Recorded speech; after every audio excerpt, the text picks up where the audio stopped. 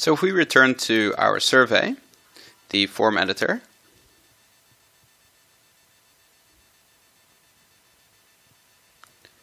as I mentioned in the previous video, there is a better way of handling these other questions. These are very, very common. You have a multiple choice type question, and then an other with a little box to specify the other. So what we're going to do is we're just going to redo this section and do it the proper way. So I'm going to select this question group, and I'm going to delete it. And by deleting the question group, it'll delete all of the questions inside of it. And then we can start over. So again, I'm just going to collapse this question group. I'm going to add a new question group. I'm just going to copy the name here, put it in my display text. It'll automatically update my question ID. Right, so how do we handle these multiple choice with specify other combinations? Well, a better way to structure our data is again to use these question groups, because essentially we can see that, hey, this specify other and this multiple choice question, they both belong to types of project, right? So, as I mentioned, there's two types of question groups, and this repeat group is a bit special, and we'll come to that later, but two basic ways of grouping questions. One is the regular group, which I've accidentally just selected there, and the other is the question list. And the only real difference between the two is that anything you put inside a question list is going to show up on one page on your phone, so on one screen on your phone. And that's what we want to do with our specify other, right? We want to display the multiple choice question, and then when I click other, I want to below it to have the specify other text question appear. So I'm going to insert a question list, and very simply, I'm just going to copy the name of the question, stick it in the display text. It's also going to be my question ID, and then I'm going to do something a little bit different. So for my multiple choice question, I'm going to again leave this in the label, but for the question ID, it's going to be a bit different. So I'm standardly just going to call this choice, right? Because this is where you select your responses. And also this should be a checkbox because it's types of project. And there's a great little functionality here where we can change, if we've made a mistake like I just did, we can say change question type to, and I'm going to change the checkbox in this case. And now we can see that instead of the little round options, it has the square options. And now I can fill out all of the different choices that we have. So I'm going to go ahead and do that and then get back to you later. Okay, so this is what my question hierarchy is looking like now. First off, I have project and services. Then I have types of project. And then I have choice. Now all we need is the other, or specify other question. So I'm just going to call it specify other. I'm going to make it required. And I'm going to add my display condition, just like before. Except now my display condition is, or my question, my ID is obviously choice instead of types of project. So I'm going to save it. And that's it. And so for the second one, what I now need to do is I need to collapse my question list. So once I've done that, I can add another question list, and I'm going to apply the same process. So type of facility, both for the display text and the question ID. Then I'm going to add a multiple choice. This time it is actually multiple choice, so we only want one answer returned. Again, for the display text, I'm going to leave it type of facility, but for my question ID, I'm going to say choice.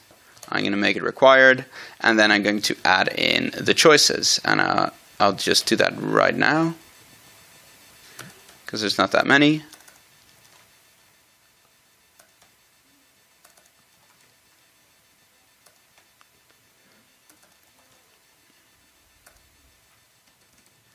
Great.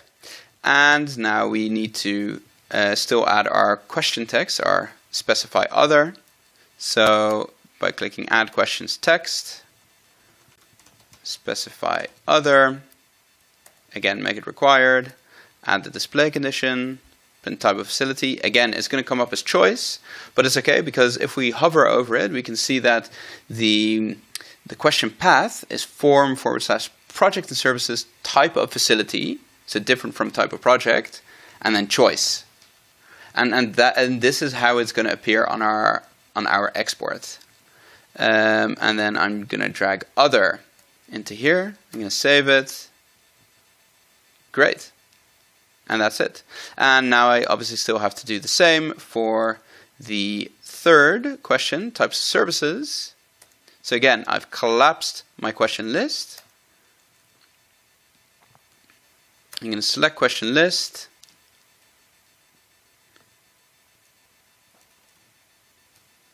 Types of services. This is a checkbox question. And I'm again going to just enter types of services here, but I'm going to change the question ID to choice and then add the choices. And I'll come back to you after I've done that. And again, I really advise you to do the same. Okay, so I've added all my choices. And again, look at our hierarchy. Projects and services, types of services, choice. So now when we add the other, or specify other, again we're going to make it required. I'm going to add the display condition. I want it to display when types of services has the selected value other. I'm going to save it, and there we see our display condition.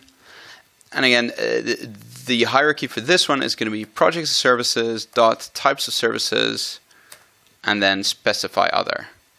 So I'm going to save it, and then I'm going to show you quickly what it looks like in BlueStacks. And then also I'll create a quick export to show you what it looks like in Excel once we've export our final product. Okay, so I've published the application and updated it on my BlueStacks as we did in the previous video. And I started filling in the form, and now I've gotten to project and services, which we can see up here, and I can see types of project. And these are the things that we defined in the labels. And then again, in the question label for the multiple choice, we again call it types of projects. So it's very clear what it is. I mean, we could have also called this choice, but I think this is a bit clearer. So now, once I start selecting different options, and I click other, specify other appears on the same page. So now we can specify this other, and it can just be some random text.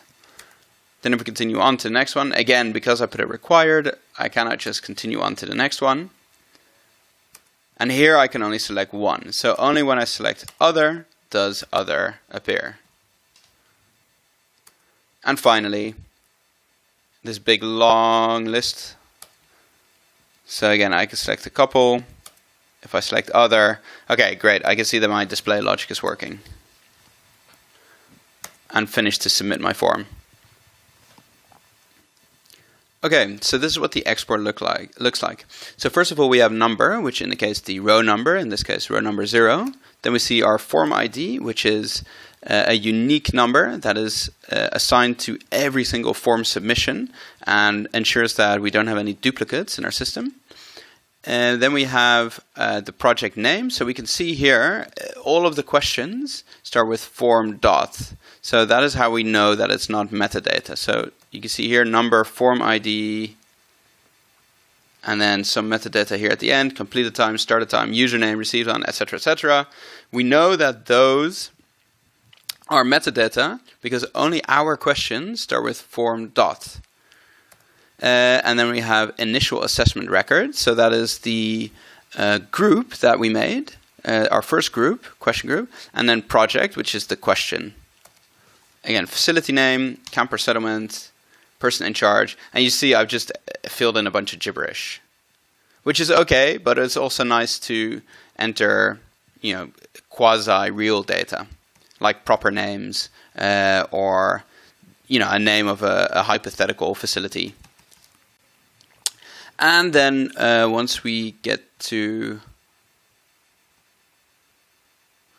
the section that we just did, namely project and services, we see here, okay, what does it look like? It's form.projectandservices.typeofproject.choice, and then form.projectandservices.typeofproject.specifyOther.